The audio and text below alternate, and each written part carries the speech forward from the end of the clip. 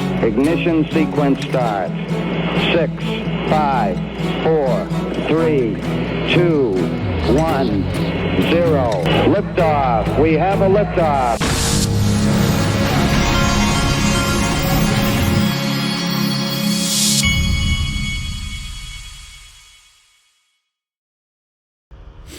Hey everybody, this is the Digital Asset Investor, and it looks like Link2 has lowered their minimum investment to $2,500 for the entire weekend. Let me make sure that's correct. I think it's the entire weekend.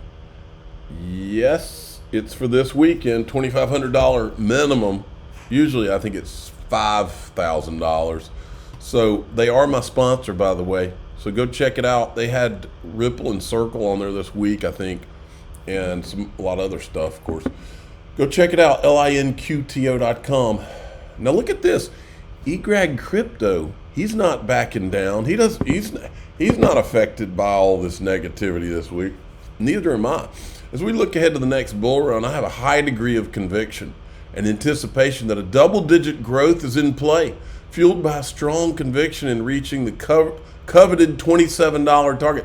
He's been talking about that $27 target for quite a while, so we'll see if he's right about that. I saw this today and I laughed to myself because I was thinking, oh, how far we've come. This guy says, if you remember this wallet, you're a real XRP OG. The Digital Asset Investor is a Toast Wallet OG. In fact, I probably still have, I don't even know how you would even get it, but because I don't have Toast Wallet now, but the 20 XRP reserve is there somewhere. I don't even know how I would go and figure out how to get to it now. I don't even know if I have my codes to get to it now. There's 20 was it 20 or 25 XRP in reserve? It was 20, I think. There's 20 XRP. Think about how many wallets have that 20 XRP reserve that people will never go back and get. Probably a lot. Check this out. This is Ripple partner Bitstamp. Great question, and I try not to speculate on prices, but I'm pretty excited about 2024 for a number of reasons. So, Me too. The first is in continuing and even increasing institutional adoption. So we are seeing at Bitstamp a market increase in 2023, even in spite of all of the challenges and the headwinds that the marketplace has faced, the FTX, regulatory uncertainty, banking challenges. In spite of all of these things, institutions, even if they're not trading a lot or investing a lot, they have been onboarding and getting ready, I think, for increased adoption and hopefully some improved regulatory clarity, particularly in this part of the world. In Europe, it's quite a different picture today. There is more regulatory clarity, and in Europe, we are seeing a lot more participation across the board than we're seeing in the U.S. And Asia also is quite positive. So I think that in 2024, there's going to be quite a few factors that coalesce and improve the markets. Okay. Then we got this. Here's Cynthia Loomis. These requests to the SEC to use the ETF format to have exposure to Bitcoin took way too long.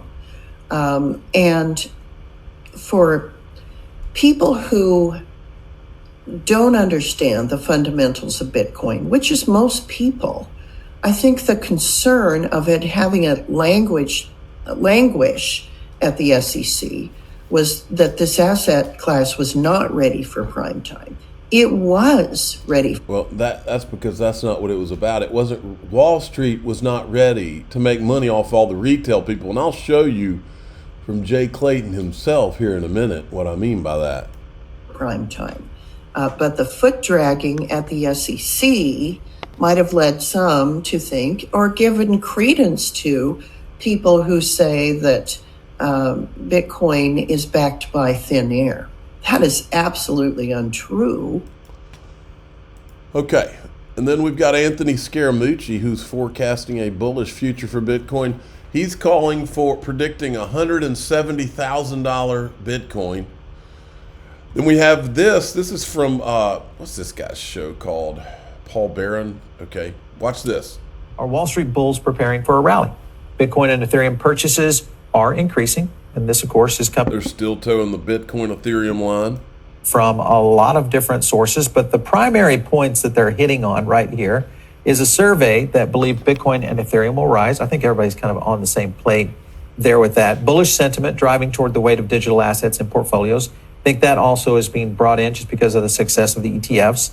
And then you've got Bitcoin and ETH in terms of the accounts of 58% of the participants' digital asset portfolio. In the previous surveys, the rate was 50%. So an 8% rise in a very short period of time. All this good news for...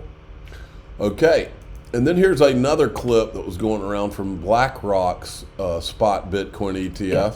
A couple of things right here. BlackRock, of course, spot Bitcoin ETF now holds $3 billion worth of Bitcoin.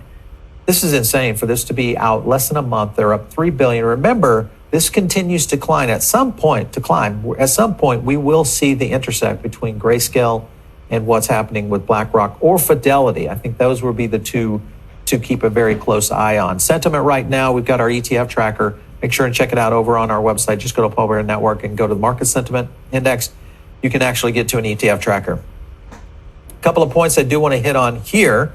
BlackRock spot Bitcoin ETF overtakes Grayscale's GBDC in daily volume. I think this is the bigger point here is that if this continues in terms of daily volume, then the pace in which we'll start to see this around maybe GBDC starting to reposition their rate, which is still at holding it at 1.5, to maybe try to, is it going to be too late is my question. I don't know. That's the question I think everybody's asking right now. But Fidelity's FBDC was third right now at 171.84 million in volume. GBDC came in at 292, and of course, BlackRock was 303. So big numbers right there on spot for sure in a good period of time. So, folks, have you wondered why? Well, I've said it for over 5 years, folks. Why did they have custody? Why have they never let retail participate in owning Bit? Why have we had to figure out how to do it ourselves? Why have we had to have a Ledger Nano S or all these different self-custody options? Why is Elizabeth Warren why does she want to cut off self-custody as an option? It's very simple, folks. It's all about keeping the rich richer. It's about herding you and me, all the peasants, into Bitcoin ETFs and crypto ETFs while they own it before that ever gets opened up.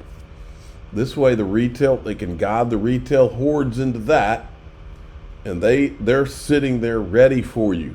They'll do it with others too. It's not just going to be Bitcoin. Jay Clayton, who was at the Council on Foreign Relations a couple of months ago, here's a clip where he tells you. We should be looking at making it easier to raise capital for smaller and medium-sized companies, and making it easier for non-accredited investors or even accredited investors to participate in those opportunities. That has met with great headwinds on Capitol Hill. There is a strong faction of people who believe that those opportunities should not be made available to ordinary investors, that ordinary investors at worst case should be pushed into index funds and index funds only, because that's the safest place. Yeah, that's the safest place for the peasants. Let me translate. What that means is that all of them and their Wall Street buddies, the Mike Novogratz of the world, can sit there and buy it at the institutional level, often for years. And then when they get their toady, Gary Gensler, to finally approve a Bitcoin ETF or whatever, they're all sitting there and they're ready.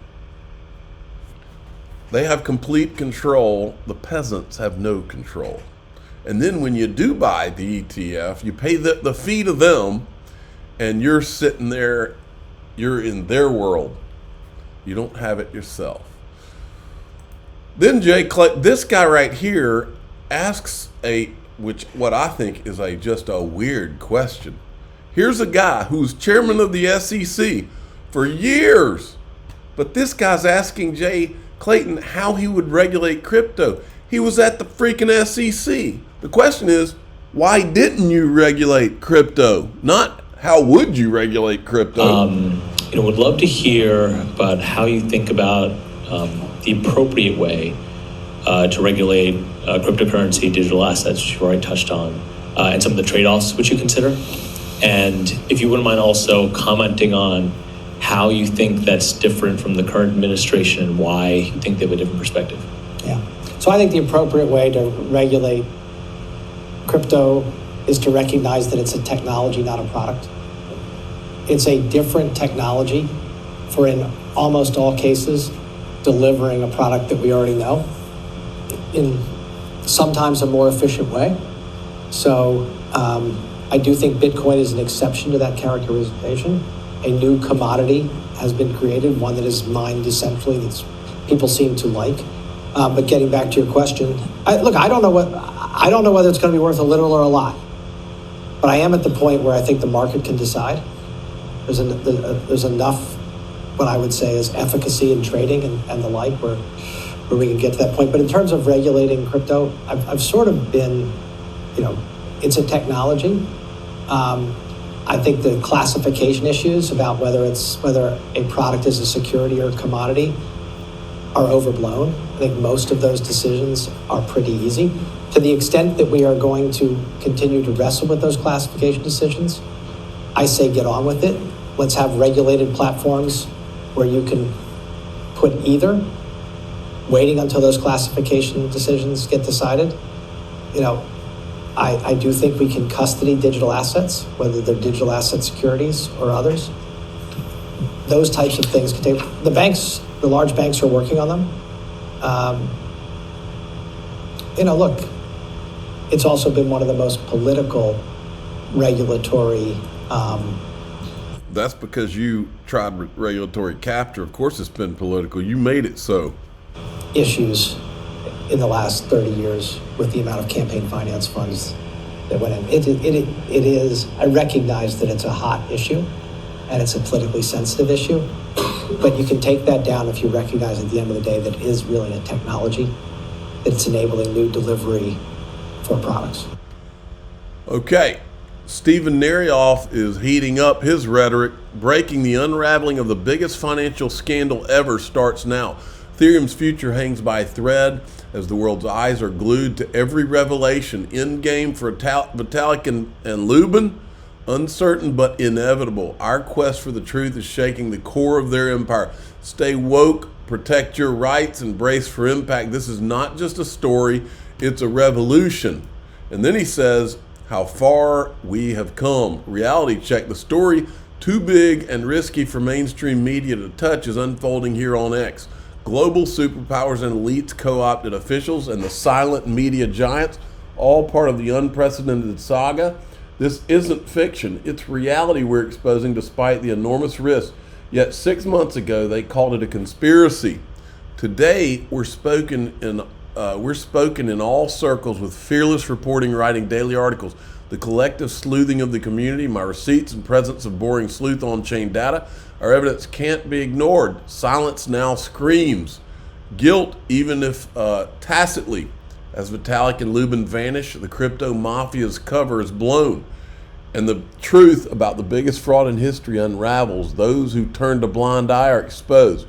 We're just getting started. The biggest revelations are yet to come. Tick-tock, the world is watching, and silence won't save them. Hashtag silence equals guilt.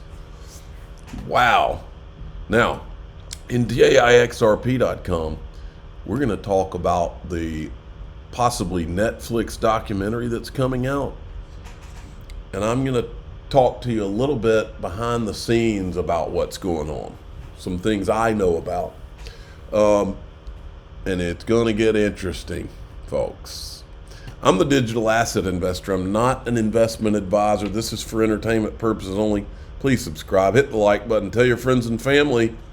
If you want to find out what's going on with the, it's called XRP Unleashed documentary, come on into DAIXRP.com.